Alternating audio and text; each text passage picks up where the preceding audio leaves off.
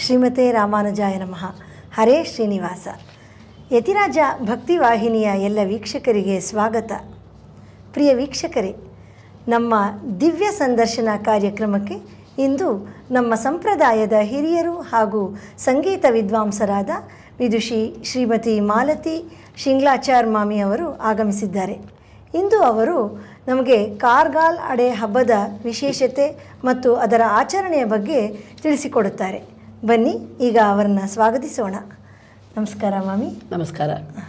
ಶ್ರೀಮತೆ ರಾಮಾನುಜಾಯ ನಮಃ. ಮಾನ್ಯ ಶ್ರೀ ಶ್ರೀ ಶ್ರೀ ಯತಿರಾಜ ಜಿಯ ಸ್ವಾಮಿಗಳವರ ಪದತಲದಲ್ಲಿ ಸಾಷ್ಟಾಂಗ ನಮಸ್ಕಾರಗಳು. ಮಾಮಿ, ನಮ್ಮ ಸಂಪ್ರದಾಯದಲ್ಲಿ ಸ್ತ್ರೀಗಳಿಗೆ ಅಂತಲೇ ಮೀಸಲಾಗಿರೋ ಕೆಲವು ಹಬ್ಬಗಳನ್ನ ನಾವು ಗಮನಿಸ್ತಾ ಇರ್ತೀವಿ. ಅದ್ರ ಬಗ್ಗೆ ನೀವು ಸ್ವಲ್ಪ ವಿವರಿಸ್ತೀರಾ? ಸ್ತ್ರೀಗಳಿಗೆ ಅನೇಕ, ಸಾಧಾರಣವಾಗಿ ವರ್ಷ ಪೂರ್ತಿ ಎಲ್ಲ ಹಬ್ಬನೂ ಸ್ತ್ರೀಗಳಿಗೆ. ಪುರುಷರಿಗೆ ಉಪಕರ್ಮ ಒಂದು ಬಿಟ್ಟರೆ ಬರ್ತಡೇ ಎಲ್ಲನೂ ಸ್ತ್ರೀಗಳಿಗೇನೆ. ಆಂಡಾಳ ಹಬ್ಬ ಇದೆ, ತಿರುವಾಡಿ ಪೊರಮ್ಮು, ಸರಸ್ವತಿ ಹಬ್ಬ, ದಸರಾ ಹಬ್ಬ, ತ್ರಿದೇವಿಯೇನೂ ಇದೆ, ಆಮೇಲೆ ತಿರುವಾಡಿ ಪೊರಮ್ಮು, ಆನೆ ಹಬ್ಬ, ತುಳಸಿ ಹಬ್ಬ, ಸಂಕ್ರಾಂತಿ ಎಲ್ಲನೂ ನಮ್ಮ ಸ್ತ್ರೀಗಳಿಗೆ ಇರೋದು. ಲಕ್ಷ್ಮೀ ಪೂಜೆ, ದೀಪಾವಳಿಲಿ ಮಾಡ್ತಾರೆ. ದಸರಾದಲ್ಲೇ 3 ಮಾಡ್ತೀವಿ, ದೇವಿ, ಲಕ್ಷ್ಮೀ, ಸರಸ್ವತಿ 3. ಈಗ ಕಾರ್ಗಾಲ್ ಅಡೆ ಬಗ್ಗೆ ನಮಗೆ ಸ್ವಲ್ಪ ಅದರ ವಿಶೇಷತೆ ಏನು ಅಂತ ತಿಳಿಸ್ತೀರಾ? ಕಾರ್ಗಾಲ್ ಅಂದರೆ ಏನು, ಕಾರ್ಗಾಲ್ ಅಡೆ ಅಂದರೆ ಏನು, ಅದ್ರ ಬಗ್ಗೆ ಎಲ್ಲ ನೋಡಿ. ಸೌರಮಾನ್ಯ ರೀತಿಯ ಮೀನ ಸಂಕ್ರಮಣದ ದಿನ ಈ ಅಡೆ ಹಬ್ಬವನ್ನು ಆಚರಿಸುತ್ತೇವೆ. ಇದನ್ನು ಚರಡು ಹಬ್ಬ ಅಂತಾರೆ, ಕಾರ್ಗಾಲ್ ಅಡೆ ಹಬ್ಬ ಅಂತಾರೆ. ಅದು ಸಂಕ್ರಮಣ ಪರ್ವಕಾಲದವಾದರೂ ಸಹ ಹೆಂಗಸರು ತಲೆಗೆ ಎಣ್ಣೆ ಹಚ್ಚಿ ಸ್ನಾನ ಮಾಡುವ ವಾಡಿಕೆ. ಬೇರೆ ದಿನಗಳಲ್ಲಿ ಇದನ್ನ ಮಾಡಲ್ಲ ನಾವು. ಈ ಹಬ್ಬವನ್ನು ಬಹಳ ಸಂಭ್ರಮದಿಂದ ಮಾಡುವರು. ಹಬ್ಬದ ಅಡಿಗೆಯಲ್ಲಿ ಕೋಸಂಬರಿ, ಪಲ್ಯ, ಮಜ್ಜಿಗೆ ಹುಳಿ, ಪಾಯಸ, ಚಿತ್ರಾನ್ನ ಇತ್ಯಾದಿ ಇತ್ಯಾದಿ ಇತ್ಯಾದಿ. ಈ ಅಡೆ ಹಬ್ಬದ ವಿಷಯದ ಬಗ್ಗೆ ಯಾವ ಶಾಸ್ತ್ರದಲ್ಲಾಗಲಿ ಪುರಾಣದಲ್ಲಾಗಲಿ ನಮಗೆ ಉಲ್ಲೇಖವಿಲ್ಲ. ಹಿಂದಿನಿಂದ ಹಿರಿಯವರು ಮಾಡ್ಕೊಂಡು ಬಂದಿರೋದನ್ನ ನಾವು ಅದನ್ನೇ ಅನುಸರಿಸ್ತಾ ಬರ್ತಿದ್ದೀವಿ. ಅದು ಹೇಗೆ, ಏನು ಅದರ ವಿಶೇಷತೆ ಏನು, ಯಾವುದಕ್ಕೋಸ್ಕರ ಅದನ್ನ ಆಚರಿಸ್ತಾರೆ? ಏನು ಅದನ್ನು ಏನಕ್ಕೆ ಅಂತ ಆಚರಿಸೋದು? ಇದು ಏನಕ್ಕೆ ಅಂದರೆ ಗಂಡನ ಶ್ರೇಯಾಭಿವೃದ್ಧಿಗೆ, ಅವರ ಆಯುಸ್ ಆರೋಗ್ಯ ಚೆನ್ನಾಗಿರಲಿ ಅಂತ ಮೇಯ್ನ್ ಉದ್ದೇಶ. ಅದನ್ನ ನೆನೆಸ್ಕೊಂಡೆ ನಾವು ಮುಖ್ಯವಾದ ಅದು. ಹೌದು. ಈ ಕಾಲಕ್ಕೆ ಪ್ರಸ್ತುತ ಆದರೆ ಮೊದಲು ಹೀಗೆ ಆಚರಿಸ್ತಾ ಇದ್ರೆ ಈಗಲೂ ಒಂದೇ ರೀತಿನ ಆಚರಿಸ್ತಾ ಇರೋದು, ಅದ್ರ ಬಗ್ಗೆ ಸ್ವಲ್ಪ ತಿಳಿಸ್ತೀರಾ? ಏನು ಮಾಡಬೇಕು? ಹಬ್ಬದ ದಿನ ದೇವರ ಕೋಟೆಯನ್ನು ಶುಭ್ರವಾಗಿ ಸಾರಿಸಿ, ರಂಗೋಲಿ ಹಾಕಿ, ಒಂದು ಮಣೆಯನ್ನಿಟ್ಟು, ದೀಪ ಹಚ್ಚಿ, ಎಲೆ ಅಡಿಕೆ, ತಾಂಬೂಲದ ತಟ್ಟೆಯಲ್ಲಿ ಬಾಳೆಹಣ್ಣು, ಅರಿಶಿನ ಕುಂಕುಮದ ಬಟ್ಲು, ಪುಷ್ಪ, ಗಂಧಾಕ್ಷತೆ, ಅರಿಶಿನದ ಕೊಂಬು, ಬೆಲ್ಲದ ಅಚ್ಚು ಇವೆಲ್ಲವನ್ನು ಅಣಿ ಮಾಡಿಟ್ಕೊಳ್ಬೇಕು. ತಾಯಾರಿಗೆ ಶರಣನೆಲ್ಲ ತಾಯಾರಿಗೆ, ಲಕ್ಷ್ಮಿಗೆ ಶಾತಿ ಅದನ್ನು ಎತ್ತಿಟ್ಕೋಬೇಕು. ಇನ್ನು ಆಚರಣೆ ಬಗ್ಗೆ ಅಂದರೆ, ಮನೆಯ ಹಿರಿಯ ಮುತ್ತೈದೆ ರಾಹುಕಾಲ ಯಮಗಂಡ ಕಾಲವಿಲ್ಲದ ಒಳ್ಳೆಯ ಮುಹೂರ್ತದಲ್ಲಿ ಶರಡು ಕಟ್ಟಿಕೊಳ್ಳಬೇಕು. ಆ ಸ್ತ್ರೀ ಅವಳ ಮದುವೆಯಲ್ಲಿ ಮಾಂಗಲ್ಯ ಕಟ್ಟಿರುವಾಗ 9 ಗಜ ಸೀರೆ ಕೊಟ್ಟಿರ್ತಾರಲ್ಲ, ಕೂರಪಟ್ಟು ಅಂತೀವಿ, ಅದನ್ನು ಆ ಸೀರೆನ ಮಡಿಸಾರು ಕಚೆಯಾಗಿ ಉಟ್ಕೊಂಡು ಶರಡು ಕಟ್ಕೊಳ್ಬೇಕು. ಶ್ರೀ ವೈಷ್ಣವರ ಮುಮುಕ್ಷು ಪಡಿ ಗ್ರಂಥದಲ್ಲಿ ಎಟ್ಟಿಳೆಯಾಯ್ 3 ಶರಡ ಇರುಪ್ಪದವರು ಮಂಗಲ ಸೂತ್ರಂ ಪೋಲೆ ತಿರುಮಂತ್ರಂ ಮುಮುಕ್ಷುಪಡಿ. ಇದು ಪಿಳ್ಳೆ ಲೋಕಾಚಾರ್ಯ ಹೇಳಿರುವ ಈ 3 ಎಳೆ ದಾರದ ವೈಶಿಷ್ಟ್ಯ. ಶರಡು ಕಟ್ಟಿಕೊಳ್ಳುವಾಗ ತಟ್ಟೆಯಲ್ಲಿ ಇದೆಲ್ಲನೂ ಸರಿ ರೆಡಿ ಮಾಡಿ ಇಟ್ಕೊಂಡಿರ್ತಾರಲ್ಲ ದೇವ್ರ ರೂಮಲ್ಲಿ, ಆ ಅಮ್ಮ ಮಣೆ ಮೇಲೆ ಕೂತ್ಕೊಳ್ತಾರೆ. ಆ ಶರಡು ಕಟ್ಟಿಕೊಳ್ಳುವಾಗ ತಟ್ಟೆಯಲ್ಲಿ ಅಡೆ ದೋಸೆ, ಅದರ ಮೇಲೆ ಬೆಣ್ಣೆ ಹಾಕಿ, ಪಕ್ಕದಲ್ಲಿ ಒಂದು ಲೋಟದಲ್ಲಿ ನೀರು ಇಟ್ಕೊಂಡು ಬೆಲ್ಲದ ಅಚ್ಚಿನಲ್ಲಿರುವ ಆ ಶರಡನ್ನು ಇಟ್ಕೊಳ್ಬೇಕು. ಏಕೆಂದರೆ ಮಧ್ಯೆ ಏಳಬಾರ್ದು. ಮೊದಲು ದೋಸೆ ತಿಂದು ಸ್ವಲ್ಪ ನೀರಲ್ಲಿ ಕೈ ತೊಳೆದುಕೊಂಡು ಕೂತಲ್ಲೇ ಶರಡನ್ನೆತ್ತಿ ಕಟ್ಟಿಕೊಳ್ಬೇಕು.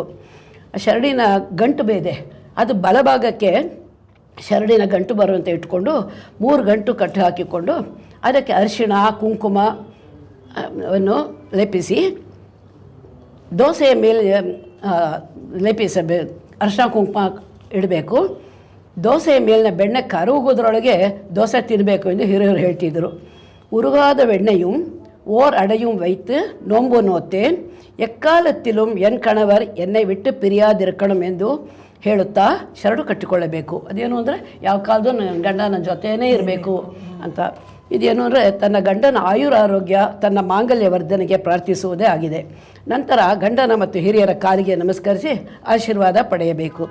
ಇದೇ ರೀತಿ ಮನೆಯ ಕಿರಿಯರನ್ನೆಲ್ಲ ಕೂರಿಸಿ ಅವರಿಗೂ ಶರಡು ಕಟ್ಟಿ ಆಶೀರ್ವಾದ ಮಾಡುವರು. ಒಂದು ಸಮಯ ಹಿರಿಯರಿಲ್ಲದೆ ಪಕ್ಷದಲ್ಲಿ ಗಂಡನೇ ಹೆಂಡತಿಗೆ ಶರಡು ಕಟ್ಟಬಹುದು, ಇಲ್ಲ ತಾನೇ ಕಟ್ಟಿಕೊಳ್ಳಬಹುದು. ರಾತ್ರಿ ಹೆಂಗಳೆಯರು ಫಲಹಾರ ಮಾಡಬೇಕು, ಅನ್ನ ತಿನ್ನುವಂತಿಲ್ಲ. ಪ್ರತಿ ಹೆಂಗಸರು ವರ್ಷಕ್ಕೆ ತಪ್ಪದೆ ಪ್ರತಿ ವರ್ಷವೂ ಶರಡನ್ನು ಕಟ್ಟಿಕೊಳ್ಳಲೇಬೇಕು. ಹೆಂಗಸರಿಗೆ ಏನಾದರೂ ಅನಿವಾರ್ಯವಾದರೆ ಉಗಾದಿಯಿಂದ ಕಟ್ಟಿಕೊಳ್ಳಬಹುದು. ಮನೆಯಲ್ಲಿ ಯಾರಾದರೂ ಪರಮಪದಿಸಿ ಹಬ್ಬ ಇಲ್ಲದಿದ್ದರೆ ತವರು ಮನೆಗೆ ಹೋಗಿಯೋ ಅಥವಾ ಎಲ್ಲಿ ಹಬ್ಬ ನಡೆಯುತ್ತಿರೋದೋ ಅಲ್ಲಿ ಹೋಗಾರು ಶರಡು ಕಟ್ಟಿಕೊಳ್ಳಬೇಕು. ಒಬ್ಬ ಹುಡುಗಿಗೆ ಮದುವೆಯಾದ ಮೊದಲ ವರ್ಷದಲ್ಲಿ ಅತ್ತೆ ಮನೆಯಲ್ಲಿ ಅವಳಿಗೆ ಹಬ್ಬ ಆಚರಿಸುವರು.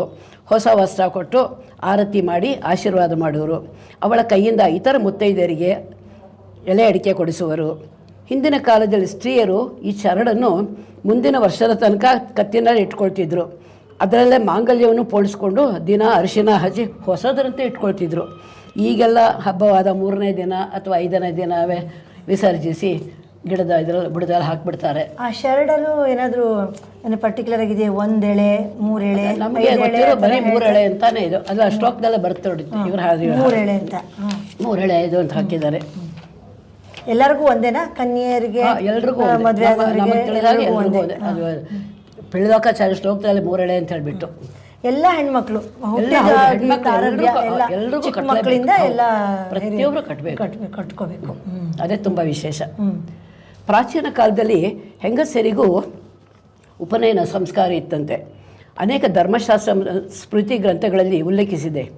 ಅದರಲ್ಲಿ ಈ ಜನಿವಾರದ ಧಾರಣೆಯು ಯಜ್ಞೋಪವೀತ ಧಾರಣೆಯು ಪ್ರಧಾನವಾಗಿದ್ದು ಅದರ ಸಂಸ್ಕಾರದ ಅಂಗವಾದ ವಪನ ಅಂದರೆ ಕ್ಷೌರ, ಮುಂಡನ ಎಂದರೆ ಅರ್ಧ ತಲೆ ಬೋಳಿಸುವಿಕೆ, ಇದೆಲ್ಲ ಪದ್ಧತಿ ಇತ್ತು ಹಿಂದಿನ ಕಾಲದಲ್ಲಿ. ಈ ಕ್ರಿಯೆಗಳು ಹೆಂಗಸರಿಗೆ ಬೇಡವೆಂದು ನಂತರದ ಕಾಲಘಟ್ಟದಲ್ಲಿ ಋಷಿ ಮುನಿಗಳಿಂದ ನಿರ್ಣಯಿಸಲ್ಪಟ್ಟು ಕಾರಣ ಅದು ಈಗಿನ ಕಾಲದಲ್ಲಿ ನಡೆಯುತ್ತಿಲ್ಲ. ಅದರ ಬದಲಾಗಿ ಶ್ರೀ ವೈಷ್ಣವ ಸಂಪ್ರದಾಯದಲ್ಲಿ ಈ ಹಬ್ಬದಂದು ಚರಡು ಅಂದರೆ 3 ಎಳೆಯ ಅರಿಶಿಣದ ದಾರವನ್ನು ಮನೆಯಲ್ಲಿ ಹಿರಿಯರಿಂದ ಸುಮಂಗಲಿಯರು ಕಟ್ಟಿಸಿಕೊಳ್ಳುತ್ತಾರೆ, ಅವೇ ತಾವೇ ಕಟ್ಟಿಕೊಳ್ತಾರೆ. ಇದೇ ಇದರ ವಿಶೇಷ. ಈ ಜನಿವಾರ ನೂಲುವ ಶ್ರೀ ವೈಷ್ಣವರು ಹಳೆ ಕಾಲದೆಲ್ಲ ಮನೆಯಲ್ಲಿ ಜನಿವಾರ ನೂಲ್ತಾರೆ ಶ್ರೀ ವೈಷ್ಣವರೆಲ್ಲ. ಇವಾಗ ಅವರೆಲ್ಲ ಏನು ಮಾಡ್ತಾರೆ, 3 ಎಳೆ ಅರಿಶಿಣದ ಈ ಶರಡನ್ನು 2-3 ದಿನಗಳ ಮುಂಚೆಯೇ ತಯಾರಿಸುವರು. ಅದನ್ನು ಮಡಿಯಾಗಿ ಎಲೆಯಲ್ಲೂ ಕಟ್ಟಿಟ್ಟಿರುವರು. ಈಗೆಲ್ಲ ದೇವಸ್ಥಾನಗಳಲ್ಲಿ ಸಿದ್ಧವಾಗಿ ಸಿಗುತ್ತದೆ. ಮನೆಯಲ್ಲಿ ಎಷ್ಟು ಜನ ಹೆಂಗಸರು ಇರುವರೋ ಅಷ್ಟು ಶರಡನ್ನು ತೆಗೆದಿಟ್ಟುಕೊಳ್ಳುವರು. ಅದಲ್ಲದೆ ಇತರರಿಗೆ ಎಲಡಿಕೆ ಕೊಡೋಕ್ಕೋಸ್ಕರ ಇನ್ನೂ ಕೆಲವು ಶರಡನ್ನು ತೆಗೆದಿಟ್ಟುಕೊಳ್ಳುವರು. ಇದನ್ನೆಲ್ಲ ಅರಿಶಿನ ಕುಂಕುಮ ಹಚ್ಚಿ ಪೂಜೆ ಮಾಡಿ ತಾಯಾರಿಗೆ ಸಮರ್ಪಣೆ ಎಲ್ಲ ದೇವಿಗೆ ತಾಯಾರಿಗೆ ಕೋವಿಲಾಳ್ವಾರ್ಲ ದೇವಿಗೆ ಸಮರ್ಪಿಸಿ ಎಲ್ಲ ಎತ್ತಿಟ್ಕೊಳ್ತಾರೆ. ಅದನ್ನೇ ಎಲ್ಲರಿಗೂ ಕೊಡೋದು, ನಾವು ಕಟ್ಕೊಳ್ಳೋದು.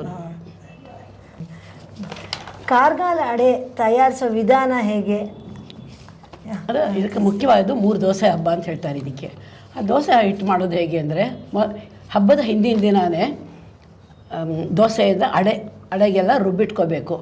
ಅಕ್ಕಿ ಭಾಗ ಹೆಚ್ಚು, ತೊಗರಿಬೇಳೆ, ಕಡಲೆಬೇಳೆ, ಉದ್ದಿನಬೇಳೆ, ಹೆಸರುಬೇಳೆ ಇದನ್ನೆಲ್ಲ ಸ್ವಲ್ಪ ಹಾಕ್ಕೊಂಡು 5 ವಿಧ ಧಾನ್ಯಗಳನ್ನು ನೆನೆಸಿ ಅಡೆನಕ್ಕೆ ಬೇಕಾದ್ರೆ ನೋಡಿ 5 ನೆನೆಸ್ಬಿಟ್ಟು ಚೆನ್ನಾಗಿ ಮಡಿಯಾಗಿ ರುಬ್ಬಿ ಹಿಂದಿನ ದಿನ ರಾತ್ರಿನೇ ಪ್ರಿಪೇರ್ ಮಾಡಿ ಇಟ್ಕೊಳ್ತಾರೆ. ಮಾರನೇ ದಿನ ಹಬ್ಬದ ದಿವಸ ಹೂರಣ ಮಾಡಬೇಕು ಅದರೊಳಗೆ ಹಾಕೋಕ್ಕೆ. ಆ ಹೂರಣಕ್ಕೆ ಏನು ಮಾಡುತ್ತೆ, ಕಡಲೆಬೇಳೆಯನ್ನು ಚೆನ್ನಾಗಿ ಬೇಯಿಸಿ ತೆಂಗಿನಕಾಯಿ, ಏಲಕ್ಕಿ, ಬೆಲ್ಲ ಎಲ್ಲ ಹಾಕಿ ರುಬ್ಬಿ ಇದನ್ನು ಹೂರಣ ಮಾಡಿ ಇಟ್ಕೊಳ್ತಾರೆ. ಆಮೇಲೆ ಕಾವಲಿ ಮೇಲೆ ಹಾಕಿ ಮೊದಲು ಒಂದು ದೋಸೆಗೆ ಕಾವಲಿ ಮೇಲೆ ದೋಸೆ ಹಾಕ್ತೀವಿ.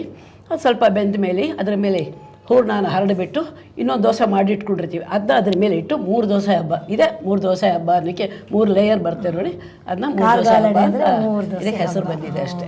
ದೇವಿ ಲಕ್ಷ್ಮೀ ಮಾಂ ಪಾಹಿ, ದೇವಿ ಲಕ್ಷ್ಮೀ ಮಾಂ ಪಾಹಿ, ದೀನ ದಯಾ ಕರಿ ಮಾಂ ಪಾಹಿ, ದೀನ ದಯಾ ಕರಿ ಮಾಂ ಪಾಹಿ, ಕ್ಷೀರಾಬ್ಧಿ ತನಯೇ ಮಾಂ ಪಾಹಿ, ಕ್ಷೀರಾಬ್ಧಿ ತನಯೇ ಮಾಂ ಪಾಹಿ, ಸರ್ವಮಂಗಳೆ ಮಾಂ ಪಾಹಿ, ಸರ್ವಮಂಗಳೆ ಮಾಂ ಪಾಹಿ, ದೇವಿ ಲಕ್ಷ್ಮೀ ಮಾಂ ಪಾಹಿ, ದೇವಿ ಲಕ್ಷ್ಮೀ ಮಾಂ ಪಾಹಿ, ದೀನ ದಯಾ ಕರಿ ಮಾಂ ಪಾಹಿ, ದೀನ ದಯಾ ಕರಿ ಮಾಂ ಪಾಹಿ, ಕ್ಷೀರಾಬ್ಧಿ ಶಯನ ನಾರಾಯಣ ಕ್ಷೀರಾಬ್ಧಿ ಶಯನ ನಾರಾಯಣ ಶ್ರೀಲಕ್ಷ್ಮೀ ರಮಣ ನಾರಾಯಣ ಶ್ರೀಲಕ್ಷ್ಮೀ ರಮಣ ನಾರಾಯಣ ನಾರಾಯಣ ಹರಿ ನಾರಾಯಣ ನಾರಾಯಣ ಹರಿ ನಾರಾಯಣ ನಾರಾಯಣ ಲಕ್ಷ್ಮೀ ನಾರಾಯಣ ನಾರಾಯಣ ಲಕ್ಷ್ಮೀ ನಾರಾಯಣ ದೇವಿ ಲಕ್ಷ್ಮೀ ಮಾಂ ಪಾಹಿ. ಬಹಳ ಚೆನ್ನಾಗಿ ನನಗೆ ಮಹಾಲಕ್ಷ್ಮಿ ನಾರಾಯಣರನ್ನ ಪಿರಿಚ್ ಹೇಳೋ ಹಾಗೆಲ್ಲ ಇಬ್ಬರನ್ನೂ ಒಟ್ಟಿಗೆ ಸೇರಿಸೇ ಹಾಡೋದು. ಶಿವಶಕ್ತಿ ಹೇಗೋ ನಮ್ಮಲ್ಲೂ ಲಕ್ಷ್ಮೀನಾರಾಯಣ ಒಟ್ಟಿಗಿರೋದ್ರಿಂದ ಇಬ್ಬರು ಸೇರಿಸಿ ಅಂತ ಹಾಡು ಹೇಳಿದೆ. ಅದೇ ಶ್ರೀ ವೈಷ್ಣವ ಸಂಪ್ರದಾಯ ಅಂದ್ರೇ ನಮಗೆ ಶ್ರೀ ಮುಖ್ಯ. ಇದುವರೆಗೆ ನಮ್ಮ ಸಂಪ್ರದಾಯದಲ್ಲಿ ಆಚರಿಸುವ ಹಬ್ಬಗಳ, ಅದರಲ್ಲೂ ವಿಶೇಷವಾಗಿ ಕಾರ್ಗಾಲ ಅಡೆ ಹಬ್ಬದ ಬಗ್ಗೆ ಬಹಳ ವಿಸ್ತಾರವಾಗಿ ನಮಗೆ ವಿವರಣೆ ನೀಡಿದ ಹಿರಿಯರಾದ ಶ್ರೀಮತಿ ವಿದುಷಿ ಮಾಲತಿ ಶಿಂಗ್ಲಾಚಾರ್ ಮಾಮಿಯವರಿಗೆ ನಮ್ಮ ಹೃತ್ಪೂರ್ವಕ ಧನ್ಯವಾದಗಳು. ನಮಸ್ಕಾರ ಮಾಮಿ. ವೀಕ್ಷಕರೇ, ಮತ್ತೋರ್ವ ಸಂದರ್ಶಕರೊಂದಿಗೆ ನಮ್ಮ ಮುಂದಿನ ಸಂಚಿಕೆಯಲ್ಲಿ ಮತ್ತೆ ಭೇಟಿಯಾಗೋಣ. ಶ್ರೀಮತೆ ರಾಮಾನುಜಾಯ ನಮಃ. ಹರೇ ಶ್ರೀನಿವಾಸ. ಶ್ರೀಮತಿ ರಾಮಾನುಜಾಯ ನಮಃ. ಹರೇ ಶ್ರೀನಿವಾಸ.